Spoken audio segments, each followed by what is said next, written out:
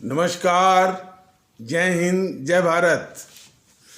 भारतीय अवाम ताकत दल अपने भारतीय भाई बहनों अर्थात अपने देश भारत की जनता अर्थात अपनी भारतीय अवाम से भारतीयता आधारित आपसी श्रद्धा, भारतीयता आधारित आपसी स्नेह, भारतीयता आधारित आपसी प्रेम, भारतीयता आधारित आपसी अखलाक मोहब्बत, भारतीयता आधारित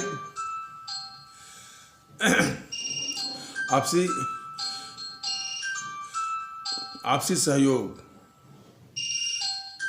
भारतीयता आधारित आपसी सम्मान, भारतीयता आधारित आपसी सहयोग, भारतीयता आधारित आपसी सम्मान, भारतीयता आधारित आपसी एकता, भारतीयता आधारित आपसी भाईचारा तथा भारतीयता आधारित आपसी सद्भाव को समझने व उसे आत्मसात करके वैसा ही आचरण एवं व्यवहार करने हेतु और इसके पूरे देश में प्रचार प्रसार करने हेतु और प्रत्येक देशवासी को इसकी अहमियत और महत्व को समझाकर उसे अपनाते हुए वैसा ही आचरण एवं व्यवहार करने हेतु और प्रत्येक देशवासी को अपना ही भारतीय भाई बहन मानकर, समझकर, अपनाकर उनके साथ वैसा ही और उसी अनुसार आचरण एवं व्यवहार करने हेतु सतत, सदैव और हमेशा अदब के साथ, आदर के साथ अर्ज करता है, विनती करता है। अब कल के एपिसोड में जो कुछ बात और बतानी थी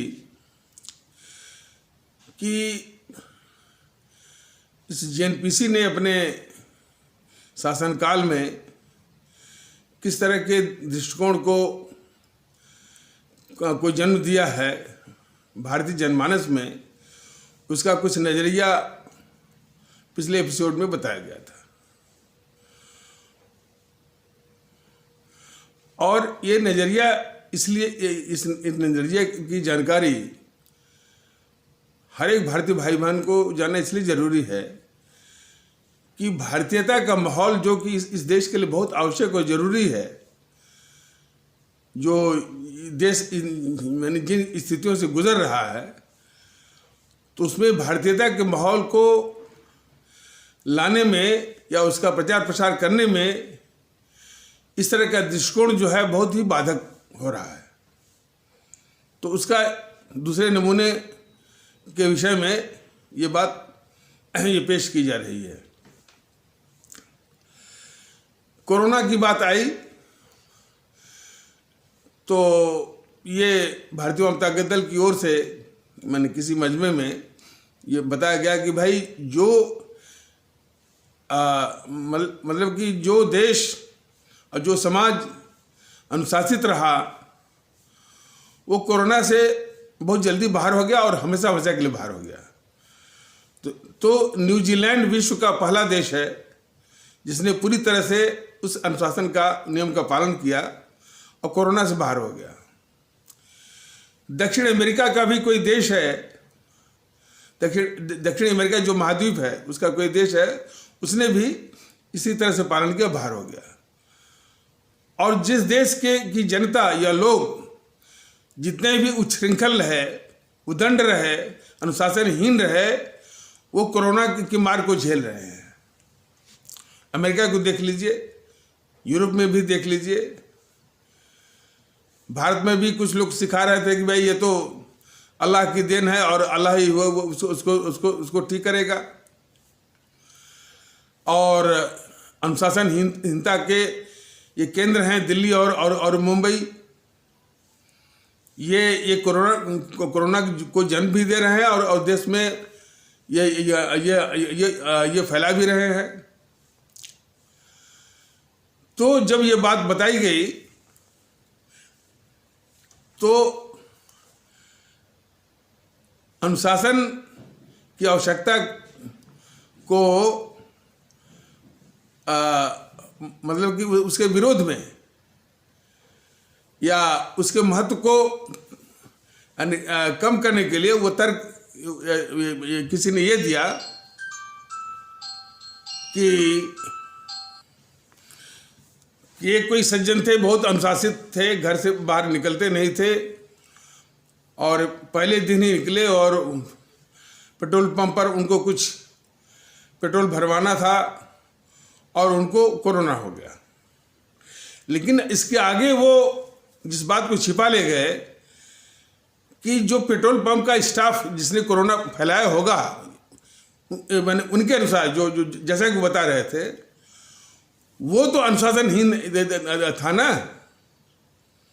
जो अनुशासनहीन लोग होते हैं वो खुद भी भुगतते हैं और अपने जो भारतीय भाई बहन, अपने साथी भारतीय भाई बहनों को वो भुगतने के लिए जो है उस संकट में डाल देते हैं। तो इस सब की जड़ क्या है? अनुशासनहीनता, नियम को न मानना। अनुशासन की बात आती है तो सबसे बड़े हमारे आदर्श हैं आदरणीय राष्ट्रभक्त शिरोमणि नेताजी सुभाष चंद्र बोस, और उसी के समकक्ष हमारे हैं आदरणीय सम्राट औरंगजेब। सिर्फ कोरोना के लिए नहीं, पूरी व्यवस्था के लिए। अब देखिए, अनुशासन की बात करिए तो कितने लोग जो है अनुशासन को मानने को तैयार ही नहीं होंगे। लेकिन इस हकीकत को, जो अनुशासन को मानने को तैयार नहीं होंगे, वो इस हकीकत को भी इनकार नहीं कर सकते कि अनुशासन या व्यवस्था सिस्टमेटिक होना किसी भी मुल्क के लिए कितना जरूरी है। जो हमारी सेना जो है, उस सेना का जो मर्म है, जो उसकी जो उसका मेरुदंड है, जो उसकी माने स्पाइनल कॉर्ड है, वो अनुशासन ही है। पुलिस फोर्स का मूल मंत्र अनुशासन है। तो सेना हुआ, पुलिस फोर्स हुआ, जो भी है, ये अनुशासित होने पर ही जो है एक फोर्स के रूप में रह पाते हैं। यदि ये अनुशासनहीन हो जाएं तो वो उतने ही हिंसक बन सकते हैं और देश के लिए माने रक्षा करने के बजाय वो हिंसक भी बन सकते हैं। तो उसी प्रकार वो अनुशासन समाज के अन्य हिस्सों में होने की आवश्यकता है। हमारे हर एक जीवन में, पारिवारिक जीवन में, सामाजिक जीवन में, ऑफिस में भी, ट्रैफिक में भी, हर जगह। लेकिन इसका आलम देखिए, राजनीतिक दलों ने अनुशासनहीनता को बिल्कुल चरम सीमा पर तक वो पहुंचाया हुआ है। सबसे ज्यादा यह अनुशासनहीनता किसी ने फैलाई है तो इन राजनीतिक दलों ने, हर जगह। और उसका थोड़ा बहुत नजारा आप जो है विधानसभाओं में किस तरह से व्यवहार करते हैं। कुर्सियां, कीमती कुर्सियां उखाड़ लेंगे, माइक उखाड़ लेंगे, उसको मार देंगे। देखिए, और शायद मुलायम सिंह जब मुख्यमंत्री बने थे 1993 में, लोग याद करें, उसी उत्तर प्रदेश विधानसभा में मारपीट हुई थी और केसरीनाथ त्रिपाठी जो बीजेपी के थे वो जो है लहूलुहान तक हो गए थे। तो सबसे ज्यादा देश में अनुशासनहीनता किसी ने फैलाई है तो इन राजनीतिक दलों ने। लेकिन वो भी भूल जाते हैं, हमारे देश के लोग भूल जाते हैं कि अनुशासनहीनता इस देश का सबसे बड़ा अभिशाप है। अनुशासित समाज ही जो है स्वयं अपने को और दूसरे के लिए लाभदायक बन सकता है। लेकिन अफसोस कि फिर हम ऐसे अनुशासनहीन इन राजनीतिक दलों के हाथ में सत्ता देते हैं। और इसीलिए सबसे पहले वो जो अनुशासित जो अनुशासन है पुलिस फोर्स का, उस अनुशासन को ही तोड़ते हैं। जब भी ये समाजवादी पार्टी आती है सत्ता में, माननीय पुलिस फोर्स के अनुशासन को सबसे अधिक वो तोड़ती है। इस तरह के तमाम उदाहरण हैं कि मुख्यमंत्री का सीधे कनेक्शन होता है, जो वो थाना प्रभारी होता है, एसएचओ थानेदार जो होता है, सीधे कनेक्शन होता है। बीच में पूरी चेन टूट गई क्योंकि उसके ऊपर डीएसपी है, उसके ऊपर एसपी है, एसएसपी है, डीआईजी है, आईजी है, डीजीपी है, और इसके बाद फिर वो गृह सचिव है, और इसके बाद मुख्य सचिव है। सब पूरी चेन ही टूट गई। तो एक नमूना बताया जा रहा है। तो दूसरा बताया जा रहा है कि किस तरह से पूरी समाज में ये राजनीतिक दल अनुशासनहीनता फैला करके समाज को किस गर्त में डाले हुए हैं। और ये सबको जानना चाहिए कि कोई सिस्टमेटिक समाज, सिस्टमेटिक व्यवस्था ही आम जनता को, गरीब जनता को, सबको आराम दे सकती है। और सेवा भी यदि मिलनी है बराबरी के आधार पर, तो उसमें भी उसको अनुशासन का होना अति आवश्यक है। इस मर्म को, इस आवश्यकता को, इस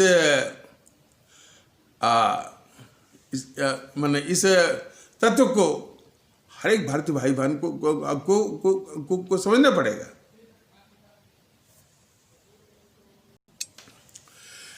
थोड़े से इसरो के इंजीनियर या इसरो के वैज्ञानिक, एटॉमिक एनर्जी कमीशन के इंजीनियर और वैज्ञानिक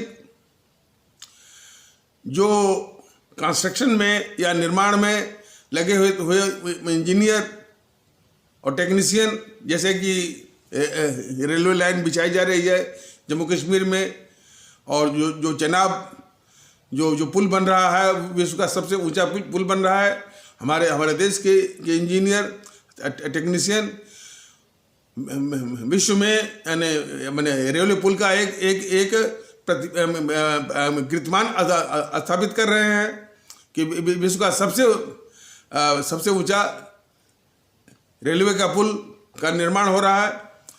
तो कुछ गिने चुने मैंने वो वॉक ऑफ लाइफ में कुछ अनुशासन देखने को मिलता है, और उसी को दिखा करके दिखाते हैं पूरे देश में अनुशासन है। ये गलत है। इन राजनीतिक दलों ने एक तो खुद ही अनुशासनहीन होते हैं, पूरे समाज में अनुशासनहीनता की ओर लोगों को प्रेरित करते हैं, ढकेलते हैं, और उसी अनुशासनहीनता के बूते पर ये चुनाव भी जीतते हैं।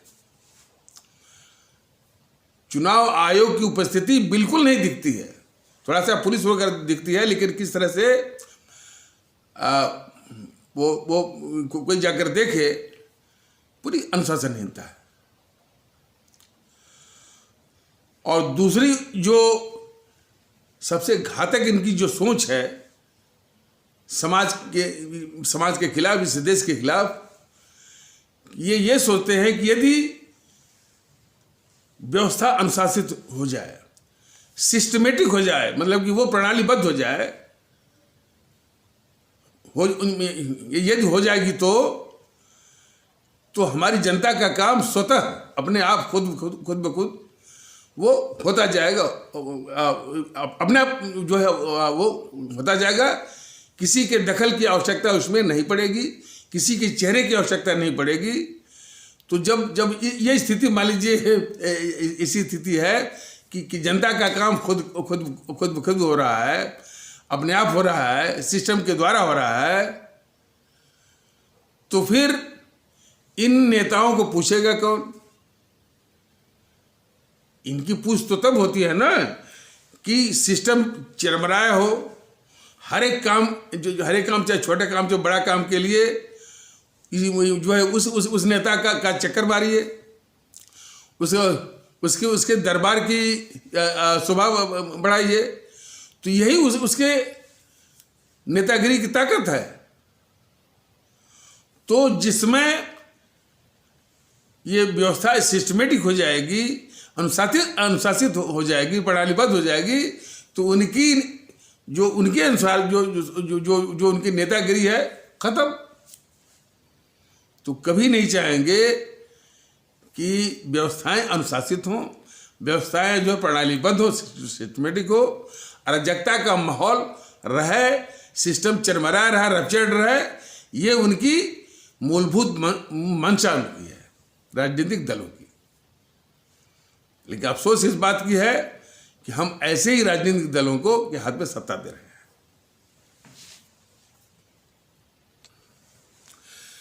अनुशासन और अनुशासनहीनता का एक उदाहरण और ले लीजिए। कोई चौराहा है, चारों ओर से ट्रैफिक आ रही है, अनुशासनहीन लोग हैं, चारों ओर से आकर के वो ट्रैफिक को जाम कर देंगे। एक पुलिस वाला आएगा, 2 डंडे लगाएगा, लोगों को अनुशासित करेगा और धीरे धीरे वो ट्रैफिक क्लियर होगी। जो घंटों 10 घंटे से ट्रैफिक में फंसे हैं, वो उस ट्रैफिक से निकल पाएंगे। तो अनुशासित समाज, अनुशासित व्यवहार, अनुशासित व्यवस्था से गरीब, कमजोर से कमजोर और सबको जो है न्याय भी मिलता है और सेवा भी बिल्कुल बारी और बराबरी के आधार पर मिलना मुमकिन होता है। ये मर्म, ये तत्व, ये वास्तविकता हर एक भारतीय भाई बहन को समझना पड़ेगा और इसको महत्व देना पड़ेगा। जब इसके मर्म को समझेंगे तब आप देखेंगे कि ये राजनीतिक दल कितने अभिशाप हैं जो है वो इस देश के लिए। भारतीय जनता के दल बराबर इस बात को कहा है कि यदि इसका शासन आएगा तो बारी और बराबरी के सिद्धांत पर सेवा देगा। जब आपकी बारी आएगी तभी आपका काम होगा। आपकी जो है आपके आगे सेवा लेने के लिए आपके आगे भी लोग हैं, आपके पीछे भी लोग हैं। लेकिन जब आपका टर्न आएगा, जब आपकी बारी आएगी, सेवा होगी और वो टर्न टूटेगा नहीं किसी के भी दबाव में, न किसी नेता के, न किसी मंत्री के, न तो किसी संतरी के, न तो किसी वो दादा के, किसी गुंडा या माफिया, रसू कुछ नहीं। वो टर्न टूटेगा नहीं। तो वो रहा बारी और वो बराबरी। जब बराबरी है तो वो टर्न वो टूटेगा ही नहीं। तो बारी और बराबरी यानी शब्द बड़े छोटे से हैं, लेकिन इसका संदेश बहुत बड़ा है। तो मान लीजिए बारी और बराबरी के सिद्धांत पर सबको, हमारी भारतीय आवाम को सेवा मिलने लगे, उसको खिदमत उसकी होने लगे,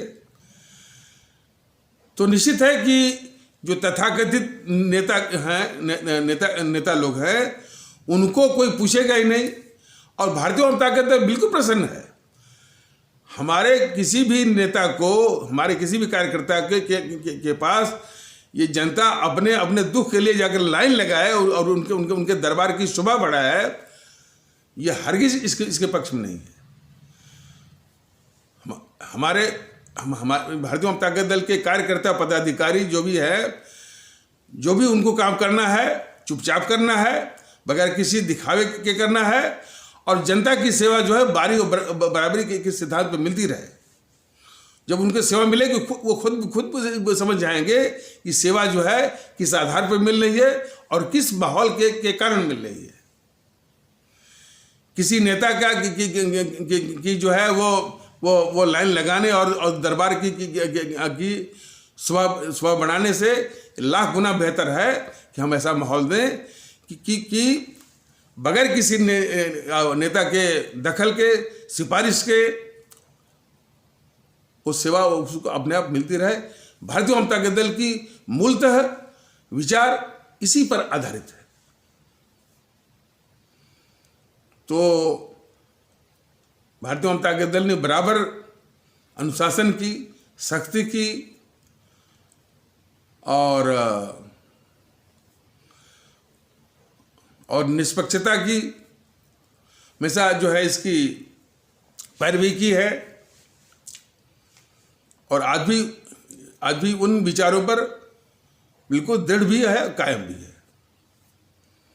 और ये चीज स्वयं का नहीं है, खुद का नहीं है, ये प्रेरणा जो है हमारे आदरणीय राष्ट्रभक्त शिरोमणि नेताजी सुभाष चंद्र बोस ने ये इसके विषय में देश को बताया हुआ है। इसके पहले हमारे आदरणीय सम्राट औरंगजेब ने भी शासन प्रशासन का मंत्र दिया हुआ है। ये काफी है, देश के शासन चलाने के लिए काफी है, लेकिन उसको न मानने की जो साजिश है अनुशासनहीनता के द्वारा, इसको समझने की आवश्यकता है। कल्पना करिए कि आज हमारा देश अनुशासित होता तो कोरोना बाहर से आता ही नहीं, एयरपोर्ट पर बकायदे चेकिंग हो जाती, वो जो है क्वारंटाइन हो जाता, उसका प्रवेश ही नहीं होता। और जो भी माने यदि थोड़ा बहुत यदि माने उसका संक्रमण, उसका इन्फेक्शन हो भी गया है, तो जो गाइडलाइंस, जो दिशा निर्देश है, जो इशू है, उसको बिल्कुल सख्ती से पालन कराया गया होता। कुछ ही दिनों में वो जो है कंट्रोल हो गया होता।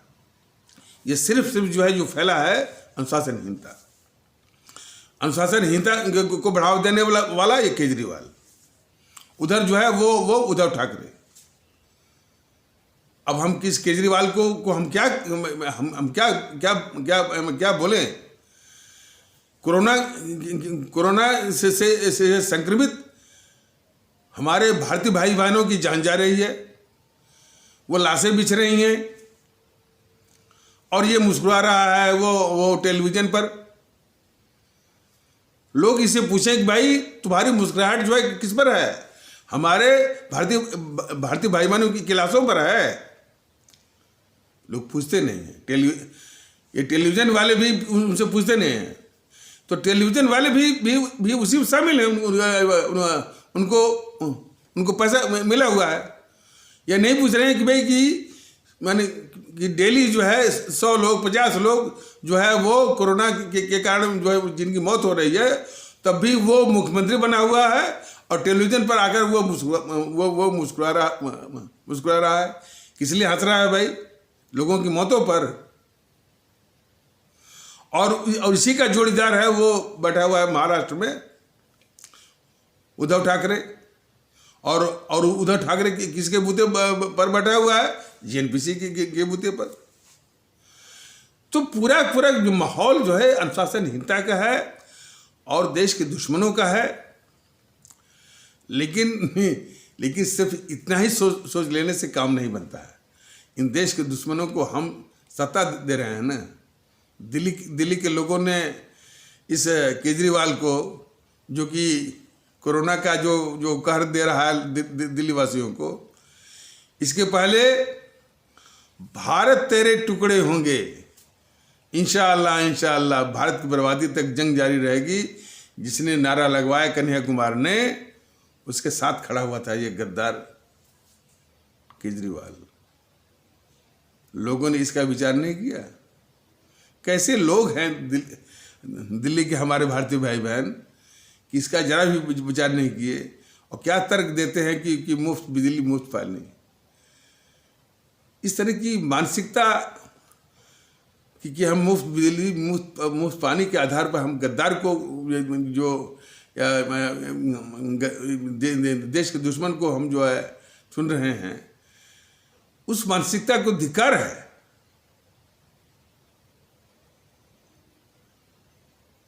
और जो उद्धव ठाकरे क्या है, दिन रात जो है कभी दक्षिण भारतीयों के खिलाफ, मुसलमानों के खिलाफ, उत्तर भारतीयों के खिलाफ, बिहारियों के खिलाफ, उत्तर प्रदेश के लोगों के खिलाफ क्या गंदी गंदी हरकतें वो करता रहता है, उसकी पार्टी के लोग।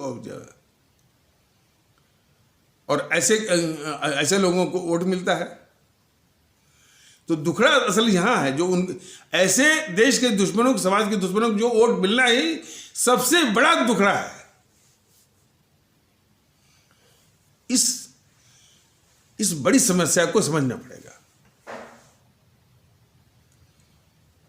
भारत तेरे टुकड़े होंगे, इंशाअल्लाह भारत की बर्बादी तक जंग जारी रहेगी। इसका खुला समर्थन किया था राहुल गांधी। अमेठी से तो भाग गया, लेकिन केरल के लोग, वो हमारे भारतीय भाई बहन केरल के, जो कि इस बात का दम भरते होंगे कि हम इस देश में सबसे शिक्षित हैं, 100% की हमारी जो है वो शैक्षणिक जो है वो प्रतिशत है हमारा 100%। और वो भारत तेरे टुकड़े होंगे, इंशाअल्लाह भारत की बर्बादी तक जंग जारी रहेगी, उसको 20 में से 18 एमपी भेज रहे हैं लोग, केरल के भारतीय भाई, केरल के मतदाता गण भारतीय भाई बहन भेज रहे हैं। तो दुखड़े का जो केंद्र यहां पर है। कल ही जो है हमारे किसी पदाधिकारी से बात हो रही थी, ये कम्युनिस्ट वाले यहीं का खाते हैं, यहीं की इसी मिट्टी की सारी सुविधाओं को उठाते हैं, देश की व्यवस्थाओं की सारी सुविधाओं का उपभोग करते हैं, और चिंता करते हैं चीन के पक्ष में माहौल बनाते हैं। ऐसे कम्युनिस्ट वाले, ऐसे कम्युनिस्ट के प्रवक्ताओं को ये चैनल वाले बुलाते रहते हैं। चैनल वालों को भी पता है। और बीजेपी जो राष्ट्रवाद चलाती है, इनको पाल रही है, इन कम्युनिस्टों को, जो कि इस देश के हैं ही नहीं। इसी देश में रहना, इसी देश की सारी सुविधाओं का उपभोग करना, सारी व्यवस्थाओं का उपभोग करना, चिंता करना चीन की, अपने दुश्मन चीन की। उसके लिए बीजेपी कुछ नहीं कर रही। ये राष्ट्रवाद का मुखौटा ये पहने हुए दुखड़ा। और यही नहीं, इन कम्युनिस्टों ने हमारे जो आदरणीय राष्ट्रभक्त शिरोमणि नेताजी सुभाष चंद्र बोस, जो कि राष्ट्रभक्ति के सबसे बड़े प्रतिमान हैं, प्रतिमूर्ति आदर्श हैं हमारे, इनसे बढ़कर के कोई आदर्श नहीं है भारत में, उसको एक गाली देते रहे हैं। देश पूरा जाने इसको। ये कम्युनिस्ट वाले जो है बराबर अपमानित करते रहे, गाली देते रहे हैं। और उस गाली देने वाले कम्युनिस्ट को पश्चिम बंगाल के भारतीय भाई बहन 38 साल तक जो है वो शासन में बिठाए रहे। कलंक तो यहाँ है ना, कलंक जैसे केरल में है वहां भी है। जातिवाद को बढ़ावा देने वाले नीतीश कुमार, जातिवाद को बढ़ावा देने वाले लालू प्रसाद को हमारे बिहार के भारतीय भाई बहन सत्ता में भेज रहे हैं। तो दुखड़ा यहां है। क्रिमिनल रिकॉर्ड रखने वाले मुलायम सिंह और उनकी पार्टी, उनको उत्तर प्रदेश के लोग, उत्तर प्रदेश भारतीय भाई बहन सत्ता में बिठाते रहे हैं। दुखड़ा यहां है। और ये भारतीय जनता पार्टी राष्ट्रवाद का मुखौटा पहन करके जीएनपीसी, जो माने नेहरू परिवार की सारी माने इससे बढ़कर के इस देश का कोई अभिशाप हो नहीं सकता, उसके पापों को धुल रही है ये बीजेपी और आरएसएस मिलकर के। उस बीजेपी को भी लोग जो है हिंदुत्व के नशे में उसको वोट कर रहे हैं। दुखड़ा यहां है। पंजाब में जिस जीएनपीसी के गुंडों ने 1984 के दंगों के दौरान हमारे 6000 सिख भारतीय भाई बहनों का सरेआम कत्ल करवाया, वहीं के हमारे सिख आस्था वाले भारतीय भाई बहन कैप्टन अमरिंदर सिंह को मुख्यमंत्री के रूप में ला रहे हैं। इन विषयों पर कोई जाता नहीं, घुसता नहीं है। इसको क्रैक करने की आवश्यकता है। और भारतीय जनता दल के बाद तो अभी साधन सीमित है, लेकिन वो पूछता रहता है। हमने कई सिख आस्था वाले भारतीय भाई बहनों से पूछा कि भाई, जिसने हमारे 6000 सिख आस्था वाले अपने भारतीय भाई बहनों की हत्या करवाए सरेआम जो है, कैसे आप लोगों ने उसको सत्ता दिया? तो उसने कुछ हकीकत भी बताया। क्या बताया कि इन जीएनपीसी वालों ने उन सिख आस्था वाले भारतीय भाई बहनों के दिमाग में ये भर दिया है कि आपको कांग्रेस ने नहीं मारा, आपको हिंदुओं ने मारा है। ये देखिए, ये भरे हुए हैं कि उनको जो वो कांग्रेस ने नहीं मारा, और यही वजह थी। इन्हीं के पढ़ाए हुए जो जहर कि भाई आपको जो है कांग्रेस के गुंडों ने नहीं मारा है, आपको हिंदुओं ने मारा है, ये सिखा करके कांग्रेस जीएनपीसी के पक्ष में तमाम एमएलए जीत रहे हैं, एमपी जीत रहे हैं, और कैप्टन अमरिंदर सिंह जैसे वो मुख्यमंत्री भी बन रहे हैं। या सोचिए कि एक वो जो जहां ये जीएनपीसी सिखा रही है हमारे सिख आस्था वाले भारतीय भाई बहन जो कि पंजाब के हैं कि आपको यानी कांग्रेसी गुंडों ने नहीं मारा बल्कि हिंदुओं ने मारा है, यानी हिंदू आतंकवाद। इसके पहले जो है इस्लामिक आतंकवाद। देश ने कम से कम इससे फिर नहीं छोड़ाया कि नहीं भाई, आतंकवादी होता है, उसका किसी इस्लाम और किसी पंथ से कोई मतलब नहीं है। जरा इसको जानिए, उसको किसी भी पंथ से मत जोड़िए। तो कम से कम इस मुहिम से काफी राहत मिली। ठीक भाई, आतंकवादी होता है, और किसी पंथ से जोड़ना जो है ये हर हालत में जो है वो नुकसानदेह है। काफी लोग इससे सहमत हो गए। लेकिन अभी भी जब भी कोई इस तरह अपराध होता है, माने जब भी अपराध होगा तो एक अपराध का शिकार हो जाएगा, एक अपराधी रहेगा। अभी भी मानसिकता चलती है कि उस अपराधी में भी देखते हैं कि कौन हिंदू है कौन मुसलमान है, और जो शिकार हो गया, जो विक्टिम हो गया है, उसमें भी देखते हैं कौन हिंदू कौन मुसलमान। बीमारी बड़ी काफी गहरी है ये। तो हिंदू आतंकवाद, और वही जीएनपीसी के लोग, कौन? सुशील कुमार शिंदे, पी चिदम्बरम और वो दिग्विजय सिंह मिलकर के हिंदू आतंकवाद की एक बहुत बड़ी थियरी है। हम लोग इस्लामिक आतंकवाद के मुहावरे से ये देश अभी मुक्ति पूरा पाया भी नहीं था, तब तक इन समूहों ने हिंदू आतंकवाद की एक थियरी गढ़ दी। और ये गद्दार राहुल जाकर विदेशों में बोला था कि हिंदू आतंकवाद जो है, मुस्लिम ब्रदरहुड एक जो आतंकवादी संगठन है मिस्र का, उसे भी अधिक खतरनाक है।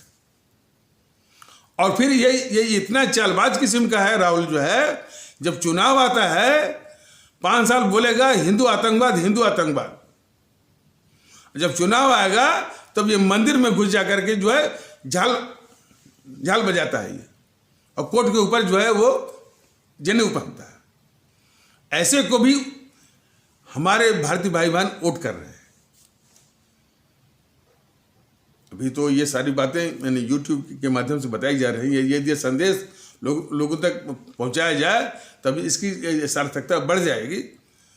दुखड़ा असल यहाँ है, समाज के दुश्मनों को, भारतीय समाज के दुश्मनों को और इस देश के गद्दारों को हम चुन रहे हैं, इतना बड़ा अपराध कर रहे हैं और उसी की सजा मिल रही है, उसी की ही सजा मिल रही है। और इस तरह की मानसिकता कोई भी अच्छी बात करिए, जैसे वो मैंने समस्या यहाँ है, कोई बोलेगा कि हम आरएसएस के समर्थक हैं। देश की समस्याओं के विषय में बात करिए, 2-4 वाक्य के बाद तुरंत उतर आएगा वो सारी समस्याओं की जड़ मुसलमान है, बोलेगा कि आरएसएस के हम समर्थक हैं। और मान लीजिए वो हमारे इस्लाम आस्था वाला कोई है पढ़ा लिखा, उससे भी देश की समस्याओं के विषय में बात करिए तो 2-4 वाक्य के बाद फिर उतर आएगा कि सारी समस्याओं की जड़ बीजेपी है। तो दोनों ओर से जो जिस देश के सबसे बड़े अभिशाप हैं जीएनपीसी, गांधी नेहरू परिवार चंद्रा चौकड़ी काकस, जिसको आप लोग भ्रम से या भूल से या गलती से कांग्रेस कहते चले आ रहे हैं, और कम्युनिस्ट, ये बच जाते हैं। तो असल दुखड़ाई है और इन सबको पालने वाली ये बीजेपी है। इस रणनीति पर काम कर रही है कि इनको पाल, माने यदि इसको वोट लेना है, सत्ता में बैठना है, तो इनको सामने रखना जरूरी है, इनको जिंदा रखना जरूरी है सिर्फ वोट के लिए। जबकि देश को महफूज रखना है, तो यदि उसका तकाजा है तो इनकी समाप्ति जरूरी है। भारतीय जनता दल ये बता रहा है। भारतीय जनता पार्टी की नजरों में यदि उनको सत्ता पानी है तो इनको जिंदा रखना जरूरी है और इन्हीं को दिखाकर वोट लेना है। भारतीय जनता दल कहता है कि नहीं, देश को यदि सुरक्षित रखना है, महफूज रखना है, तो इनकी समाप्ति जरूरी है। ये फर्क है।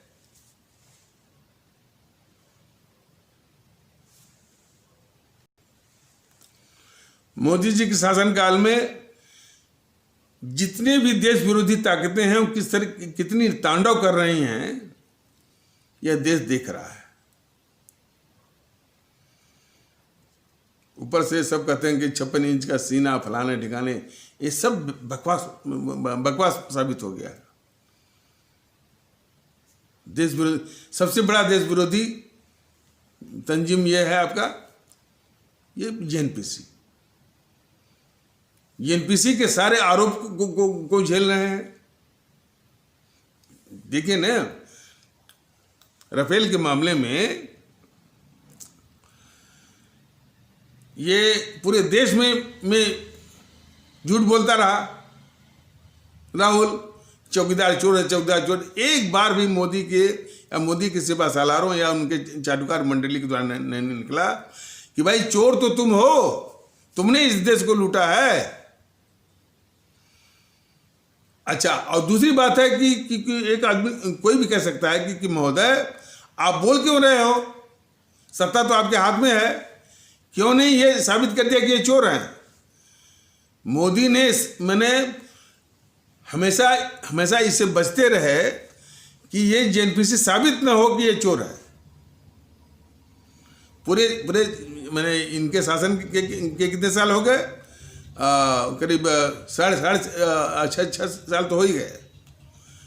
6.5 साल में पूरी ये साजिश करते रहे मोदी जी, पूरी उनकी कोशिश रही कि यह जेएनपीसी चोर साबित ना हो। नेशनल हेराल्ड वाला जो केस है वो मोदी जी के द्वारा नहीं है, बीजेपी के द्वारा नहीं है, मोदी की सरकार के द्वारा नहीं है, वह तो सुब्रमण्यम स्वामी जो है उनका केस है। तो दुखड़ा यह है कि बीजेपी को वोट देने का मतलब कि भारत को खतरे में डालना, कम्युनिस्टों को वोट देने का मतलब कि यानी अपने दुश्मन चीन के पक्ष में माहौल और साजिश करने वालों को ताकत देना। जेएनपीसी को वोट देने का मतलब कि देश के गद्दारों को जो है वोट देने के बराबर है। वो कैसे बोला था को तेजस्वी सूर्या कि उसको वोट देना AIMIM को या असदुद्दीन ओवैसी को वोट देना जो है वो इंडिया के खिलाफ। एक तो ये सब ये इंडिया हिंदुस्तान ये सब भूल जाएं बिल्कुल। देश की अहमियत, देश की वास्तविकता है कि वो भारत है, न तो इंडिया है, न तो ये हिंदुस्तान है।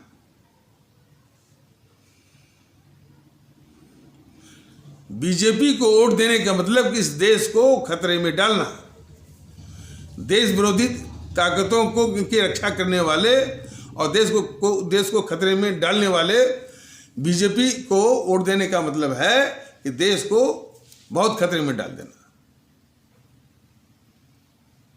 इसलिए इस देश की जो जनता सावधान होकर के इस बीजेपी की सफाई की सोचे, वो भी मतपेटी पर और कहीं नहीं, शांति से।